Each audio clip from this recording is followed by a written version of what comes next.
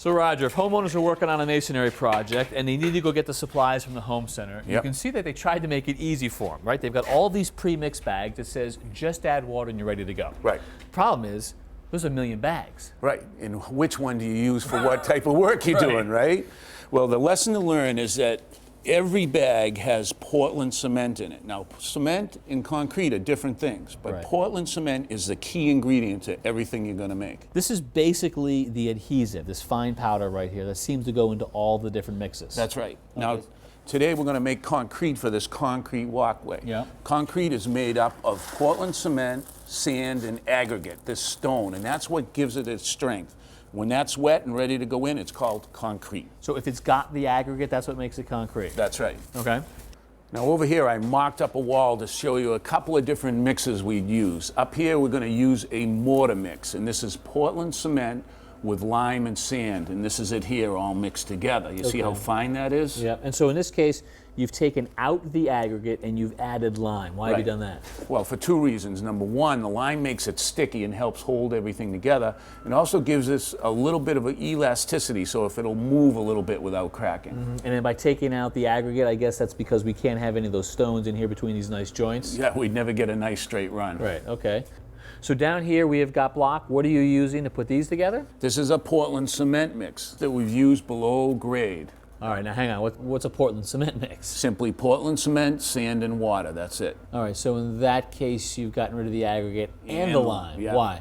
Because this point here, these block are below grade. If you put the lime below grade, it'll break down, but Portland cement will stand up to it. So grade comes up to here. Below it, we use Portland cement mix. Above it, we use mortar mix. So for these joints, we're basically talking no aggregate, Yep. above grade lime, below grade no lime. Right. All right, and then I guess the mixes keep going from there because there's lots of options. Yeah, a lot of them. But the most common one I think that homeowners are going to use is your basic concrete like we've got here for the walk. That's right. Let's take a look at that.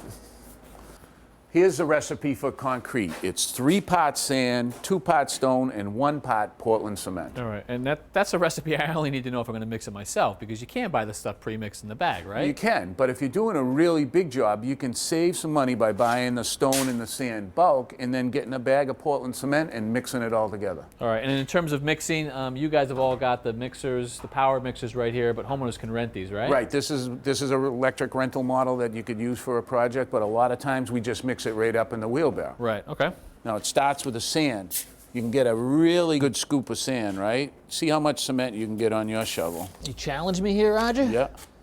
Look at the difference. I can't really get a big mounding thing. Right, so it's not going to be the true measurements we want. So what we're going to do is we're going to use this bucket. We're going to fill that up 3 times. Okay.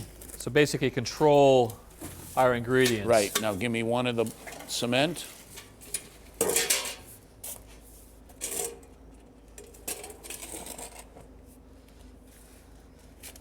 See how much it takes to get the same amount? Yeah. Well, yeah. Maybe a tiny bit more. That's good. All right. All right. So we'll add that in and I'll start mixing it together. I need 2 stone and 2 more sand.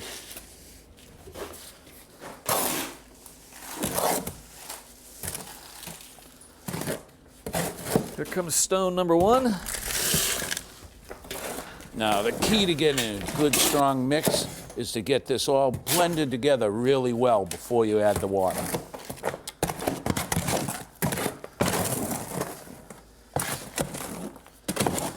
Okay, that looks pretty good. Now what I like to do is take and level it off, make a hole in the middle. What most people do is come in with a hose and they soak this down because it's easier to mix, but it makes a real sloppy mix and it takes a long time to set up. So what we're going to do is use a 5-gallon bucket and just add a little water, mix it up, and then add some more. Let me try that.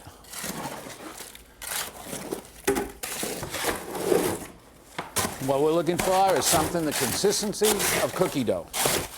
That looks good. Now, Kevin, remember that every time we pour concrete, we take and make up a form for it to hold it in place. Now below that, we dig down, we excavate any loamy material, we put in 3/4 stone and compact it. So we have a really good base for this concrete pad. Okay. I'm just gonna take and dump it. You can move it around and I'll go mix some more. Scrape that out for me.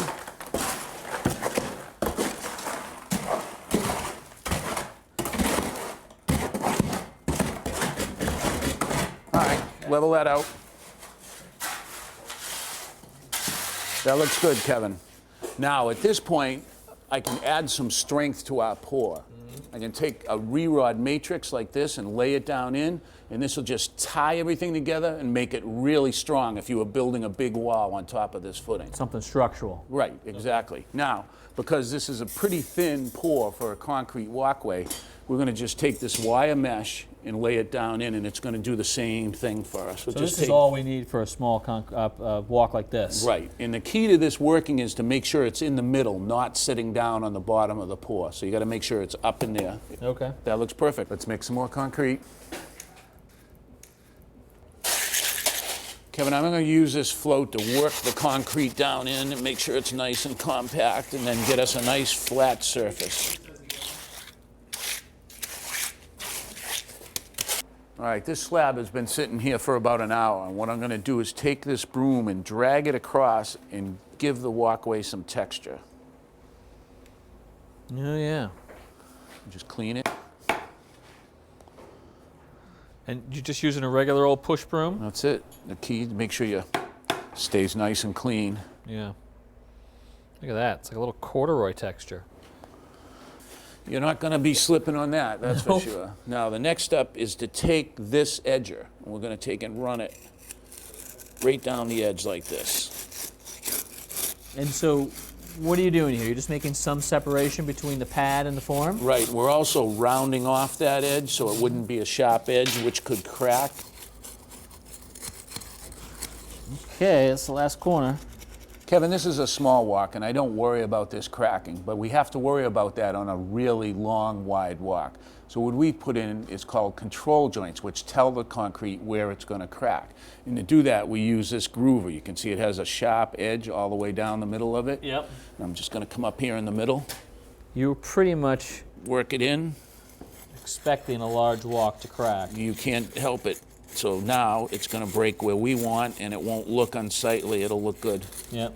Sort of the same idea as the edger, just got the groove in the middle.